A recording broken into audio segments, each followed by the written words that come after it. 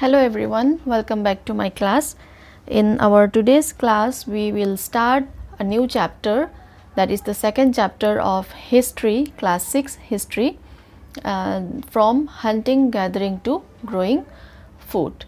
See, what does this name of this chapter mean? From hunting, gathering to growing food means here in this chapter, what we are going to see is that we are going to learn and analyze the transitional period from their transitional period of the earliest people from hunting, gathering to growing food, means how from hunters and gatherers they started growing food, they started living a settled life, they started doing agriculture.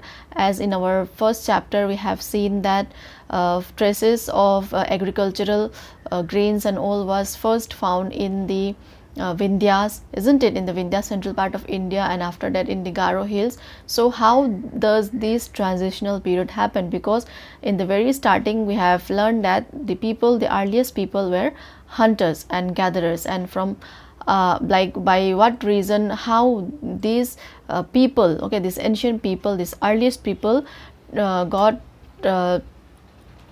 started living a settled life.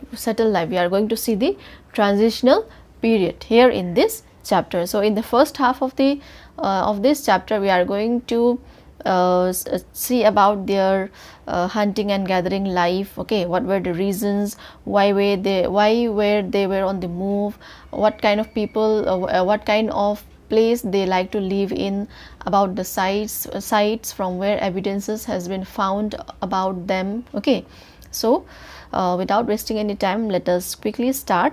See, on this very first note, just like as you're in chapter first, there was Rashita's question. Here there is Tushar's train journey. Okay, we'll see about his Tushar train journey, and let's see what he wants to say or what is his question.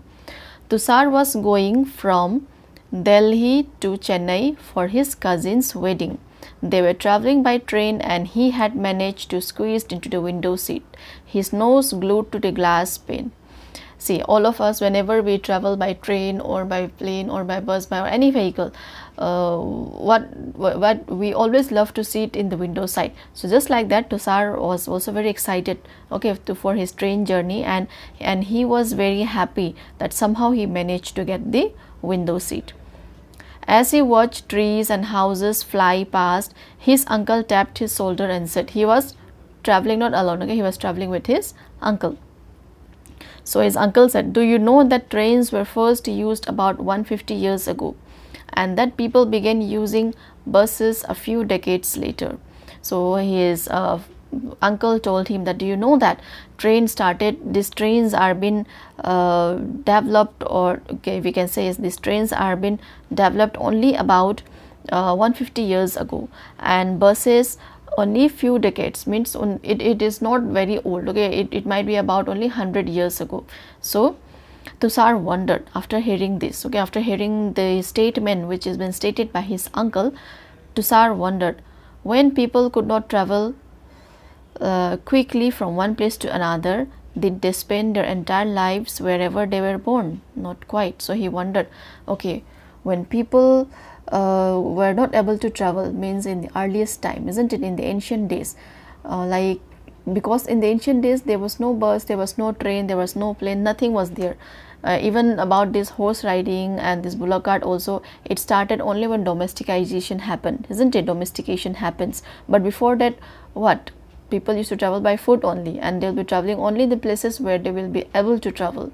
But what we have seen in the chapter first, we have seen that it never mind, like although there was hills, high mountains, deserts, rivers, the people, they never stopped moving. They passes all danger, isn't it? They passed their all danger, and they were always on the move. So he wondered, Tushar wondered here, okay, what did they spend their life entirely in one place? It is not, obviously, okay, it is, the answer here is no. So that was the Tushar's train journey, like he was thinking before the invention of train and planes, how people traveled, or whether they have stayed in one place or not. but they doesn't stay, the people doesn't stay in one place. They were always on travel by foot or by horse riding or by any means. They were moving, okay, from places to place and sharing the ideas. Okay, the earliest people, why were they on the move? So now let us see the topic about the earliest people. Why were they on the move? See, as they were hunters and gatherers, they have to move from one place to another. So what are the exact reason? Okay, what were the exact reason about their movement? Let us see that. We know about people who lived in the subcontinent as early as 2 million years ago. See, 2 million years, it means 20 lakhs years before. We are talking about, we are learning about people, okay, these earliest people who have lived 20 lakhs years before. Just imagine, okay, 2 million years ago. Today we describe them as hunter gatherers. The name comes from the way in which they got their food. See, these hunters and gatherers, how does this name came? This name came on the way of the life which they are leading. The way of the life which they were living means they were living a life where they were be hunting and they are going from one place to another place in search of food. So in that way, this name was been given to them as hunter and gatherers. Generally, they hunted wild animals, caught fish and birds, gathered fruits, roots, nuts, seeds, leaves, stalks and eggs. So generally what they do, they used to hunt wild animal, okay, for see, wild animal, they caught fish, bird, and they also gathered fruit, roots, seeds, nuts and eggs in order to for their living. Okay, see, the biggest challenge of this hunter and gatherers was to live, how to survive. Okay, and in order to survive, what was very important? Food was very important, isn't it? Even in today's day also, without food, how are we going to survive? We are not going to survive without food.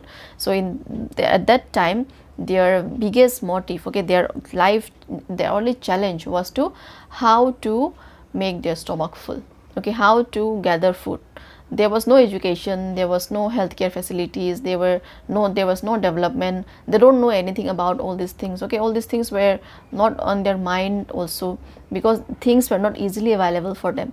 They have to wander from place to place in order to fulfill their desire. And what was the desire? To get food, to only get food and to live and to protect themselves and their dear and near ones from their wild animals, because wild animals at that time, there were more varieties of wild animals as compared to the present day. And there might be some incident where the wild animal might have killed them also, many of them also, isn't it? While they were going for hunting and all, the wild animal might be killing them also, might be successful in killing them also. We don't know. It doesn't mean that only these people killed wild animals. The wild animals might also be killing them, and they protect themselves. Okay, they used to protect themselves from these wild animals and all. The life was very full of dangers and all. Okay, because there was no protection, nothing. Everything was open. It was not like today's society. So their life was very challenging. Okay, their life was very challenging. And the biggest challenge was to live and to gather food. So now let us see the reason, okay, the reason why they were on the move, why they moved from places to places. Hunter-gatherers moved from place to place. There are many reasons for this. First, this is the first reason: if they had stayed at one place for a long time, they would have eaten up all the available plants and animal resources. Therefore, they would have had to go elsewhere in search of food. Suppose if they have stayed in one place for more than, let us say, for about 2 to 3 years also, okay, or about 5 years. Suppose they have stayed in only one place. All the available resources around them will be over. They will be eating up everything. Suppose if they are living under a tree, they will start eating even the leaves also. Okay, it will be all over. The resources will be all over. Even the plants also, even the animals around them will also be over. They will not have anything to eat. So that is why they have to go in another place in search of food. Otherwise, there will be no food left for them. So this is the first reason. Okay, they will be eating up all the valuable plant and animal resource, whatever was available around them, they'll be eating up, and everything will be finished, and therefore there will be nothing for them to eat. So that is the reason why they used to move in place to place. Second, let us see the second reason. Animals move from places to place, either in search of smaller prey, or in the case of deer and wild cattle, in search of grass and leaves. That is why those who hunted them had to follow their movement. See, the other reason, and it is not very obvious that animal will be staying in their very place for their lifetime. They also used to move in search of their prey, because the animals also, the wild animals and all also, they have to eat something to live. So in order to eat, in order to search for their smaller prey, they also move from place to place. And in case of deer and cattle, they will be move in search of more greener grass and more good quality grass, isn't it, and leaves. So that is why these people, they were hunters. The earliest people were the hunters. So as the animals were on the move, and these hunters, they used to hunt this animal, so they used to follow the movement, of this animal. I hope you have understood these two reasons. These are the two reasons why there are two more reasons here. Okay, these are the first two reasons why the earliest people were on the move. Now let us see the next reason.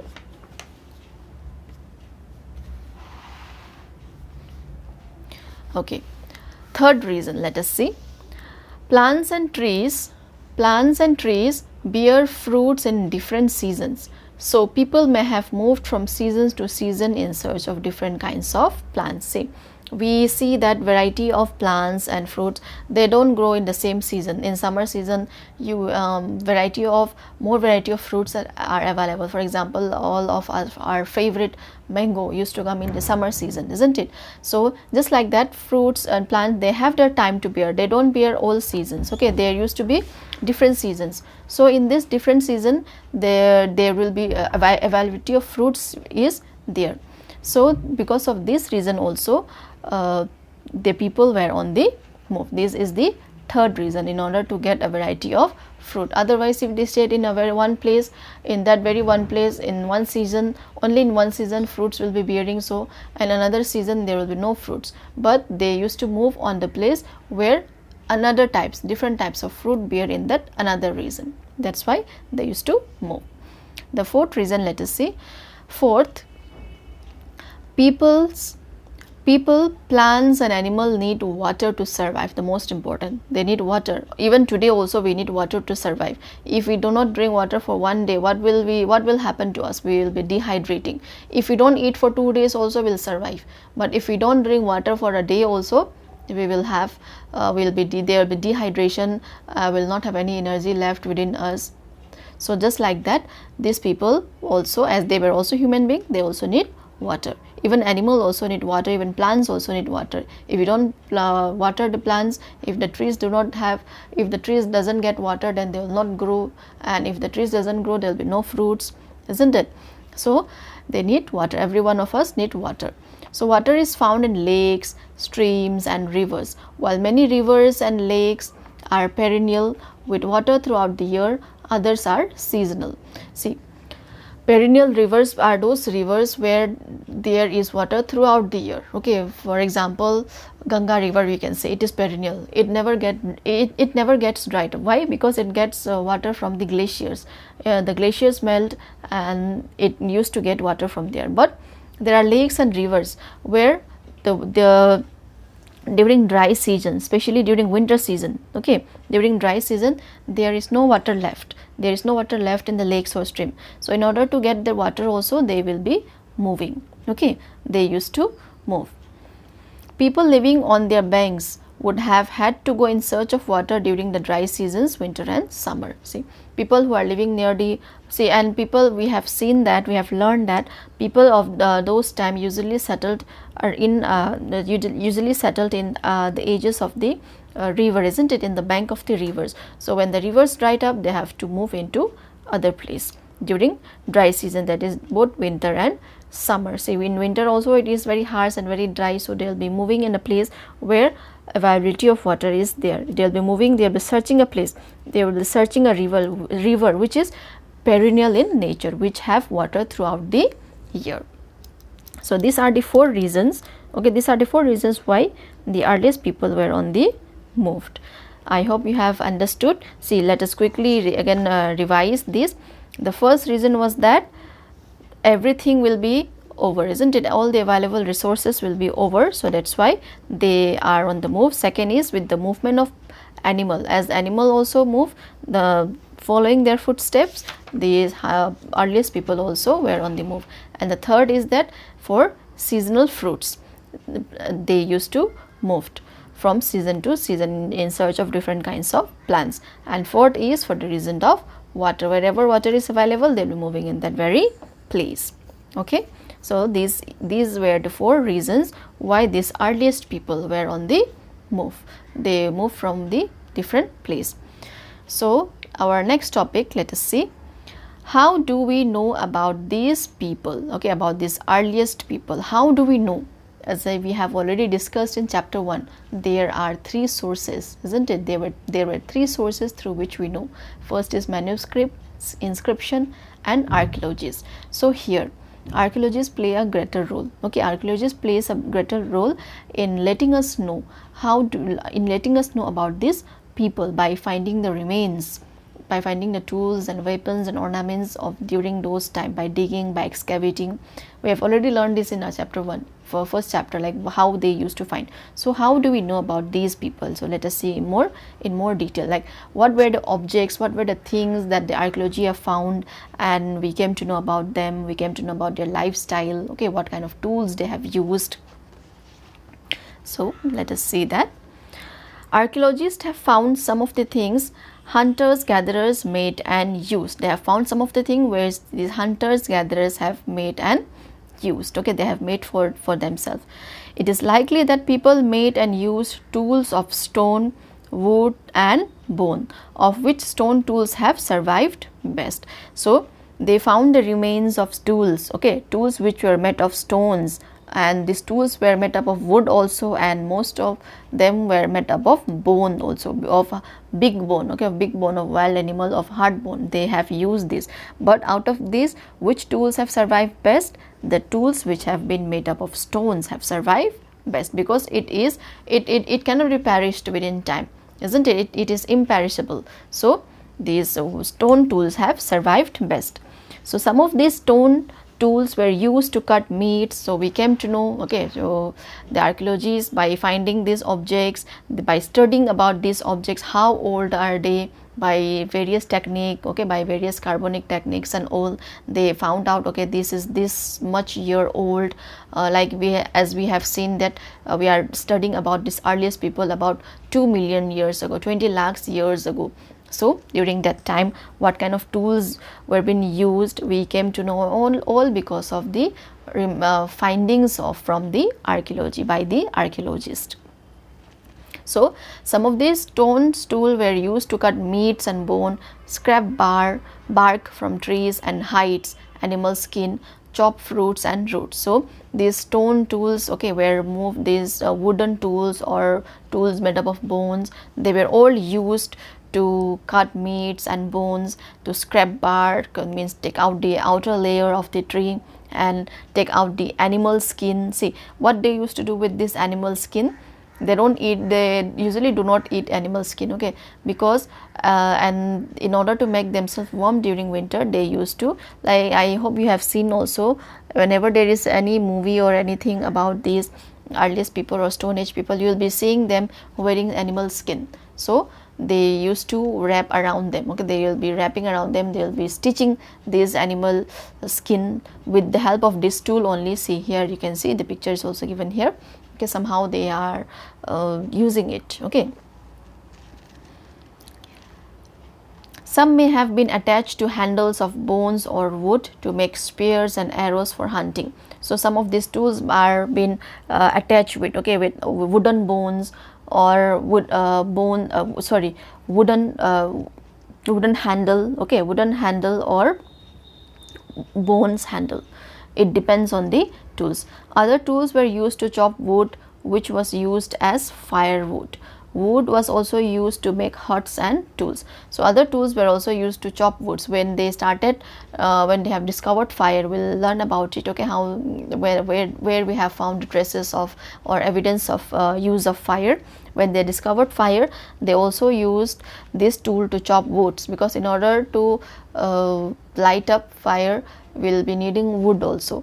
So they used to chop woods with the help of these tools, and these woods were also even used to make huts and other tools also. When they start knowing about making homes, they started using these woods to make huts as well. So here some pictures is given here about these tools. Okay, here stone tools may also have been used for left digging the ground, to collect edible roots. See, to collect edible roots, they will be using this tool. Okay, and right, stitching clothes made out of animal skin. See, they used to scrap out, okay, they used to scrap out animal hides, animal skins, and out again using this tool they will be stitching it and they'll be wearing it.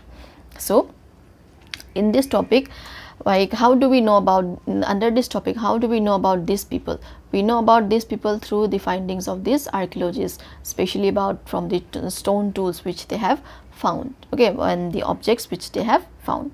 So let us continue the next topic, choosing a place to live. So now, choosing a place to live. See, earliest people, they don't know the concept of home. As in our present day, we have home, we have everything, we don't need to choose to like live in one place or another place. But for them, they don't know the concept of home also. There was no concept of making house and anything in the very beginning. So where they do live, okay, where they live inside a caves, okay, in natural caves. About that we will learn here in this topic. Look at map number 2 below. All the places marked with red triangles are sites from where archaeologists have found evidence of hunter-gatherers. Hunter-gatherers lived in many more places, only some are shown in the map. Okay, many sites were located near sources of water such as rivers and lakes. Okay, see here Bhimbetka, like we have seen Kurnol caves, okay, the with red triangle Hungsi. Okay, these are some of the sites where evidences of hunters and gatherers were being found. By whom? By the archaeologists.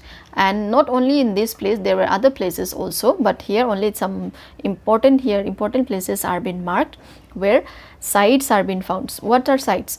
What do you mean by sites? It is given here. Sites are places where the remains of things, tools, pots, buildings, etc. were found. Okay, these were made, used and left behind by the people. Sites are usually the places from where we get evidences, not we actually, the archaeologists, from where the archaeologists get evidences about their living, okay, and they used to know about it. So here some 3 important sites are, we have seen Bhimbetka, Inamgaon, Bhimbetka, Kurnol caves and Hongsi. So here these sites were all located near source of water. See, we have already learned they used to stay in a place where there is water, okay, and not only water, they also choose to live in a place where there are good quality of stones, and where there will be jungle nearby, because they'll be needing animal also, isn't it? They'll be hunting it. So let us see. As stone tools were important, people tried to find place where good quality stones was easily available. See, as we have seen here, they were using stone tools to do various things, isn't it? To do their day-to-day thing, to cut meat, to bone scrap, meat and bone, to scrap bones, and chopping fruits, roots, nuts, anything, isn't it? Digging the ground.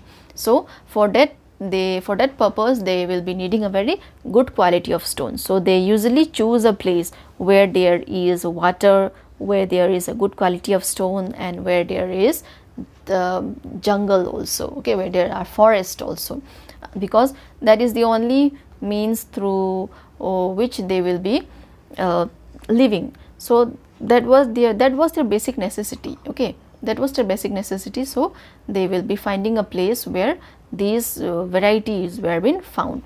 Okay, here let us see, which is given in your site. Okay, Bhimbetka in present Madhya Pradesh. This is an old site where caves and rock shelters okay, with caves and rock shelters, because people in the earliest, in order to protect themselves, okay, they used to live inside a cave or any big rock shelter, okay, they will be taking shelter from that rocks. People choose these natural caves because they provided shelter from the rain, heat and wind. See, during rainy season, if they, as they do not have any home or any house, they will be it will be difficult for them. So in order to protect themselves from heat, and during summer the scorching heat, isn't it, the scorching heat which we are facing now also, see, if we are not living inside home, what will happen to us? We will be dying, isn't it? So in order to protect these during that time, also protect themselves from rain, heat and wind, from the harsh climate, okay, and also to protect themselves from wild animals also, okay, they started living inside these caves. These rock shelters are close to Narmada Valley. Can you think of why people choose to live here? See, why people choose to live here? These are close to Narmada Valley, it is near water, they will be protecting themselves from rain, heat and wild animals and wind. So they will be having a place to live in. After searching, after hunting, after gathering foods and all, they will be coming inside this cave, they will be living here and they will be eating up everything together. Okay, so these are some of the caves, and this Bhimbetka, it is an important cave which is, see here, this Bhimbetka we have marked before, isn't it? So it is in Madhya Pradesh. This is an important site where big caves are found. So here there, and inside these caves, okay, inside these caves they have found, archaeologists have also found rock paintings. Okay, there were paintings just like this, not a very fine painting, okay, we can say this is a like line painting also, isn't it, something which they used to do. These were their activities. See, they are running after an animal. It looks like an animal, isn't it? And this is a human being. So they are running after animal, means they are hunting. The only thing which they knew about, which they knew during that time, was hunting and all. So the idea about, like, they used to imagine themselves, okay, they used to imagine themselves running after an animal. So this type of paintings were found inside these rocks. Many of the caves in which these early people lived have paintings on the walls. Some of the best examples are from Madhya Pradesh and southern Uttar Pradesh. These paintings show wild animals drawn with great accuracy and skill. See, during that time also, how creative the people were. They imagine themselves. They look towards their structure. They observe the structure. They observe the structure of animal. After analyzing it, they have done this painting inside the rock. Okay. All right, so okay, we'll see about, I can see we have already seen about these sites. Okay, sites are usually the places where these remains are being found. Okay, these were made, used and left behind by the people, these earliest people, and these may be found on the surface of the earth, buried under the earth, or sometimes even under water. You will learn more about different sites in this later chapter. Okay, we'll be learning about more different sites. Here we have learned about Bhimbetka, isn't it, Bhimbetka and Kurnool caves. So why people choose to live there? In order to protect themselves. So this was about the choosing the topic, choosing a place to live in. So let us quickly complete this small topic as well. Okay, and after that we will do this in our next video, next class. So finding out about fire. See, this was a very important discovery. Okay, this was a very important finding. Find Kurnool caves on map 2. See, we have already marked here Kurnool caves. It is here. Okay. Traces, what we have found from these sites, okay, in these Kurnool caves. Traces of ash have been found here. That means from this we came to know that, okay, yes, the people during these earliest people know the use of fire. This suggests that people were familiar with the use of fire. Fire could have been used for many things, as a source of light, to roast meat and to scare away animals. So they might be using fire for many things, to roast meat, okay, as a source of light in the night, during the night, and to again even to scare away animals. So apart from that, they might be using fire for different other things also. So but what we can predict here is some of these 2 or 3 source about which fire had been used during that time. And there is a question put on for you: what do you use, what do we use fire for today? What do we use? Even today also we do for the same purpose. We use it to cook our food, we use as a source of light also whenever there is no light, we use to warm ourselves during winter. So these are some of the uses of fire. So these traces of ash were been found in this coronal caves. So in this way we came to know that okay, earlier people also very familiar of the fire. And I hope you have heard this story also, like how fire was invented during the Stone Age, when two stone was rubbed against each other, isn't it? When two stones were rubbed against each other, there were some spark. So out of that spark, fire was invented. Okay, we'll do in our this class until this. Thank you for listening to me. If you like my video, please like it and subscribe my channel as well, and suggest my channel to your friend as well, which will motivate me to make more videos. All right, all of you take care and have a very good day. See you in my next class.